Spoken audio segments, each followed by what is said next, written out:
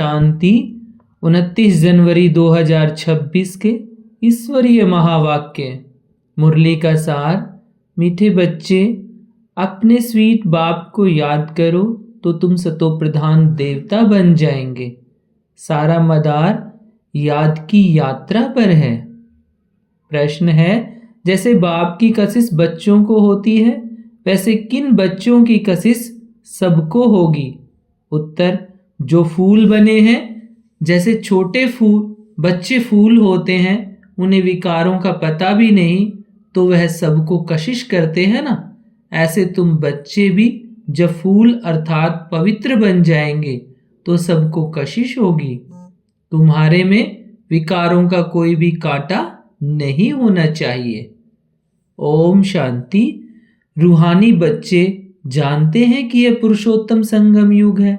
अपना भविष्य का पुरुषोत्तम मुख देखते हो, पुरुषोत्तम चोला देखते हो, फील करते हो कि हम फिर नई दुनिया सतयुग में इनकी लक्ष्मी नारायण की वंशावली में जाएंगे, अर्थात सुखधाम में जाएंगे अथवा पुरुषोत्तम बनेंगे। बैठे बैठे यह विचार आते हैं। स्टूडेंट जो पढ़ते हैं तो जो दर्जा पढ़ते हैं वह जरूर बुद्धि में होगा ना, मैं बैरिस्टर या फलाना बनूंगा। वैसे तुम भी जब यहाँ बैठते हो तो यह जानते हो हम विष्णु डिनास्टी में जाएंगे। विष्णु के दो रूप हैं, लक्ष्मी नारायण, देवी देवता। तुम्हारी बुद्धि अभी अलौकिक है और कोई मनुष्य की बुद्धि में यह बातें रमण नहीं करती होंगी। तुम बच्चों की बुद्धि में यह सब बातें हैं। यह कोई कॉमन सत्संग नहीं है। यहाँ बैठे हो, समझते हो। सत बाबा जिसको शिव कहा जाता है, उनके संग में बैठे हैं। शिव बाबा ही रचता है, वही रचना के आदि मध्य अंत को जानते हैं और यह नॉलेज देते हैं। जैसे कि कल की बात सुनाते हैं। यहाँ बैठे हो तो यह तो याद होगा ना कि हम आए हैं रिजुवेनेट होने, अर्थात यह शरीर बदल देवता शरीर लेने। आत्मा कहती है हमारा यह तमो प्रधान पुराना शरीर है, इसे बदलकर ऐसा लक्ष्मी नारायण बनने का है। एम ऑब्जेक्ट कितनी श्रेष्ठ है। पढ़ाने वाला टीचर जरूर पढ़ने वाले स्टूडेंट से होशियार होगा ना। पढ़ाते हैं, अच्छे कर्म सिखलाते हैं तो जरूर ऊंच होगा ना। तुम जानते हो हमको सबसे ऊंच से ऊंच भगवान पढ़ाते हैं। भविष्य में हम सो देवता बनेंगे।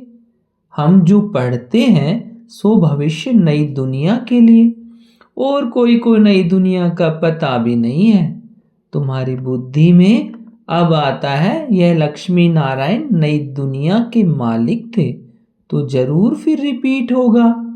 तो बाप समझाते हैं तुमको पढ़ाकर मनुष्य से देवता बनाता हूं। देवताओं में भी जरूर नंबरवार होंगे। दैवी राजधानी होती है ना, तुम्हारा सारा दिन यही ख्यालात चलता होगा कि हम आत्मा हैं। हमारी आत्मा जो बहुत पतित थी, सो अब पावन बनने के लिए पावन बाप को याद करती है। याद का अर्थ भी समझना है। आत्मा याद करती है अपने स्वीट बाप को। बाप खुद कहते हैं, बच्चे तूने याद करने से तुम सतो प्रधान देवता बन जाएंगे।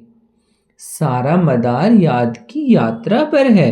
बाप जरूर पूछेंगे ना, बच्चे कितना समय याद करते हो? याद करने में ही माया की लड़ाई होती है। तुम खुद समझते हो ये यात्रा नहीं, परंतु जैसे कि लड़ाई है, इसमें विघ्न जरूर बहुत पड़ते हैं। याद की यात्रा में रहने में ही माया विघ्न डालती है, अर्थात याद भुला देती है। कहते भी हैं बाबा, हमको आपकी याद में रहने में माया के तूफान बहुत लगते हैं। नंबर 1 तूफान है देह अभिमान का, फिर है काम, क्रोध, लोभ, मोह। आज काम का तूफान, कल क्रोध का तूफान, लोभ का तूफान आया। आज हमारी अवस्था अच्छी रही, कोई भी तूफान नहीं आया। याद की यात्रा में सारा दिन रहे बड़ी खुशी थी, बाबा को बहुत याद किया। याद में प्रेम के आंसू बहते रहते हैं। बाप की याद में रहने से तुम मीठे बन जाएंगे। तुम बच्चे यह भी समझते हो कि हम माया से हार खाते खाते कहाँ तक आकर पहुँचे हैं। बच्चे हिसाब निकालते हैं, कल्प में कितने मास कितने दिन हैं। बुद्धि में आता है ना। अगर कोई कहे लाखों वर्ष आयु है तो फिर कोई हिसाब थोड़े ही कर सके। बाप समझाते हैं यह सृष्टि का चक्र फिरता रहता है।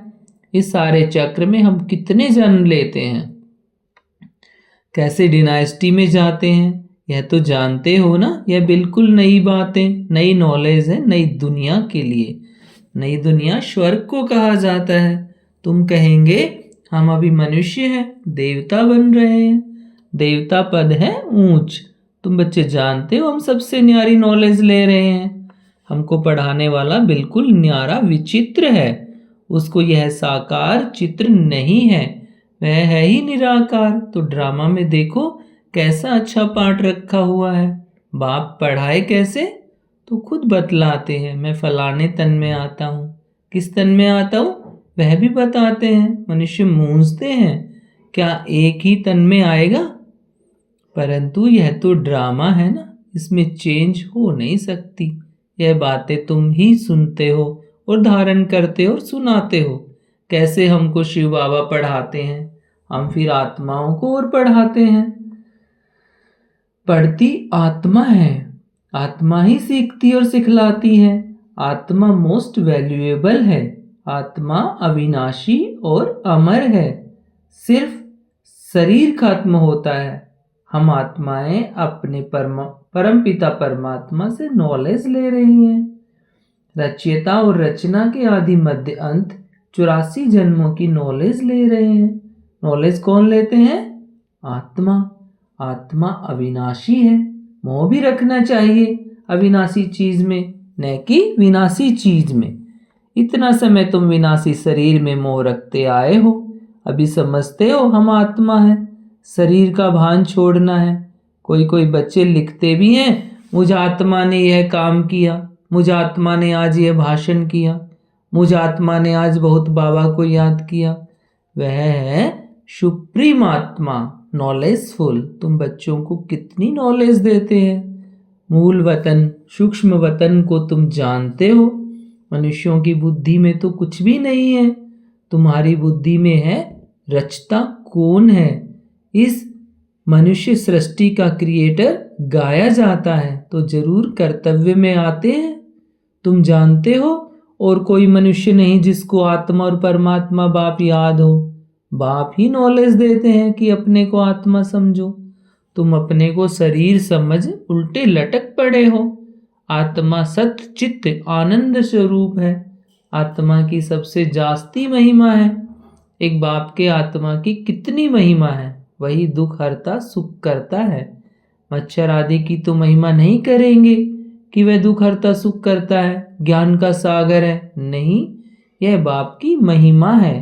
तुम भी हर एक खुद दुख हरता सुख करता हो, क्योंकि उस बाप के बच्चे हो ना, जो सबका दुख हर कर और सुख देते हैं, सो भी आधा कल्प के लिए।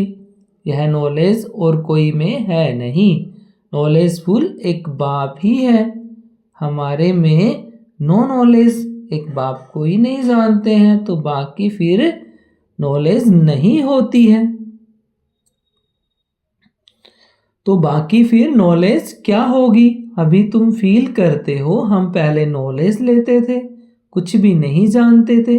बेबी में, छोटे बच्चे में नॉलेज नहीं होती है और कोई अवगुण भी नहीं होता है, इसलिए उसको महात्मा कहा जाता है, क्योंकि पवित्र है। जितना छोटा बच्चा उतना नंबर 1 फूल। बिल्कुल ही जैसे कर्मातीत अवस्था है। कर्म विकर्म को कुछ नहीं जानते, सिर्फ अपने को ही जानते हैं। वह फूल है, इसलिए सबको कशिश करते हैं। जैसे अब बाबा कशिश करते हैं, बाप आए ही हैं तुम सबको फूल बनाने। तुम्हारे में कई बहुत खराब कांटे भी हैं, 5 विकार रूपी कांटे हैं ना। इस समय तुमको फूलों और कांटों का ज्ञान है, कांटों का जंगल भी होता है। बबूल का कांटा सबसे बड़ा होता है। उन कांटों से भी बहुत चीजें बनती हैं, भेंट की जाती हैं मनुष्यों की। बाप समझाते हैं इस समय बहुत दुख देने वाले मनुष्य कांटे हैं, इसलिए इनको दुख की दुनिया कहा जाता है। कहते भी हैं बाप सुखदाता है, माया रावण दुखदाता है। फिर सतयुग में माया नहीं होगी तो यह कुछ भी बातें नहीं होंगी। ड्रामा में एक पार्ट 2 बारी नहीं हो सकता। बुद्धि में है सारी दुनिया में जो पार्ट बजता है वह सब नया। तुम विचार करो, सतयुग से लेकर यहाँ तक के दिन ही बदल जाते, एक्टिविटी बदल जाती। 5000 वर्ष की पूरी एक्टिविटी का रिकॉर्ड आत्मा में भरा हुआ है, वह बदल नहीं सकता। हर आत्मा में अपना पार्ट भरा हुआ है। यह एक बात भी कोई समझ नहीं सकते। अभी आदि मध्य अंत को तुम जानते हो।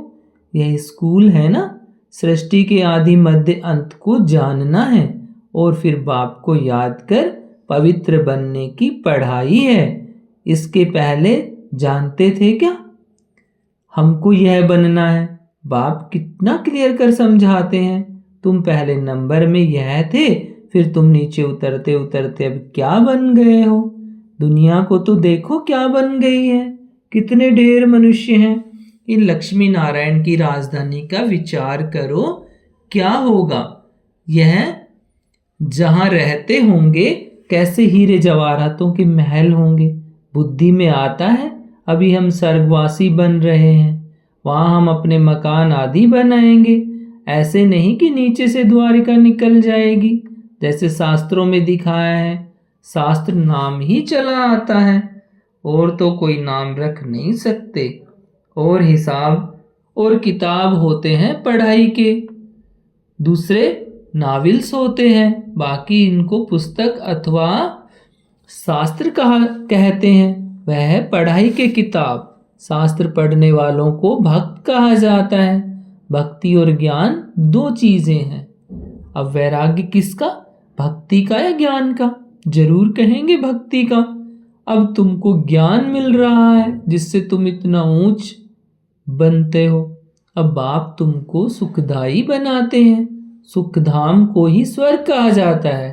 सुखधाम में तुम चलने वाले हो तो तुमको ही पढ़ाते हैं। यह ज्ञान भी तुम्हारी आत्मा लेती है। आत्मा का कोई धर्म नहीं है, वह तो आत्मा है। फिर आत्मा जब शरीर में आती है तो शरीर के धर्म अलग होते हैं। आत्मा का धर्म क्या है? एक तो आत्मा बिंदु मिसल है और शांत स्वरूप है। शांति धाम मुक्ति धाम में रहती है। अब बाप समझाते हैं सब बच्चों का हक है। बहुत बच्चे जो और धर्मों में कन्वर्ट हो गए हैं वह फिर निकलकर अपने असली धर्म में आ जाएंगे। जो देवी देवता धर्म छोड़ दूसरे धर्म में गए वह सब पत्ते लौट कर आ जाएंगे अपनी जगह पर। इन सब बातों को और कोई समझ नहीं सकेंगे। पहले पहले तो बाप का परिचय देना है, इनमें ही सब मूंझ पड़े हैं। तुम बच्चे जानते हो अभी हमको कौन पढ़ाते हैं? बाप पढ़ाते हैं। श्री कृष्ण तो देहधारी हैं, इनको ब्रह्मा को दादा कहेंगे। सब भाई भाई है ना। फिर है मर्तबे के ऊपर, यह भाई का शरीर है, यह बहन का शरीर है, यह भी अब तुम जानते हो। आत्मा तो एक छोटा सा सितारा है। इतनी सब नॉलेज छोटे सितारे में है। सितारा शरीर के सिवाय बात भी नहीं कर सकता। सितारे को पार्ट बजाने के लिए अंग भी चाहिए। सितारों की दुनिया ही अलग है। फिर यहाँ आत्मा आकर शरीर धारण करती है, वह है आत्माओं का घर। आत्मा छोटी बिंदी है, शरीर बड़ी चीज है, तो उनको कितना याद करते हैं? अभी तुमको याद करना है एक परमपिता परमात्मा को। यही सत्य है। जबकि आत्मा और परमात्मा का मेला होता है। गायन भी है, आत्माएं परमात्मा अलग रहे बहुकाल।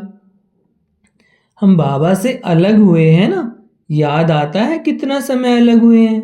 बाप जो कल्प कल्प सुनाते आए हैं वही आकर सुनाते हैं, इसमें जरा भी फर्क नहीं हो सकता। सेकंड बाय सेकंड जो एक्ट चलती है वह नई। 1 सेकंड पास होता है, मिनट पास होता है, उनको जैसे छोड़ते जाते हैं पास होता जाता है, ताकि कहेंगे इतने वर्ष, इतने दिन, मिनट, इतने सेकंड पास कर आए हैं।